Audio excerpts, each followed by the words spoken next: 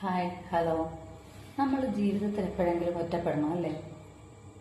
ഒറ്റപ്പെടുമ്പോൾ മാത്രമേ നമുക്ക് ജീവിതത്തിൻ്റെ വില എന്താണെന്ന് അറിയാൻ പറ്റുള്ളൂ, ജീവിതം എന്താണെന്ന് പഠിക്കാൻ പറ്റുള്ളൂ.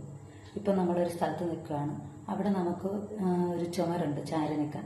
അപ്പോഴത്തേക്കും നമുക്ക് ഭയങ്കര ഒരു ബാക്ക് പെയിൻ വരികയാണ് നമുക്ക്. അപ്പോൾ നമ്മൾ എന്ത് ചെയ്യും? പെട്ടെന്ന് ചെന്ന് ആ ചുമരിലോട്ട് ചാരി നിൽക്കും. അപ്പോൾ നമുക്ക് എന്താ കുറച്ച് ആശ്വാസമാവും. അപ്പോൾ നമുക്കൊരു ആശ്വാസം കിട്ടും. അപ്പോൾ ആ സമയത്ത് ഇപ്പോൾ നമ്മൾ നിൽക്കുന്ന സ്ഥലത്ത് ഒരു ചുമരോ മരമോ എന്തെങ്കിലും ഒന്നും ഇല്ല.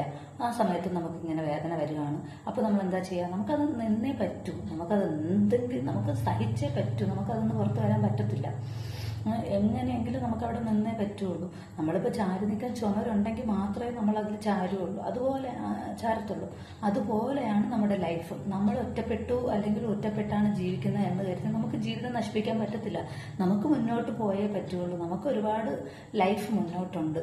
അത്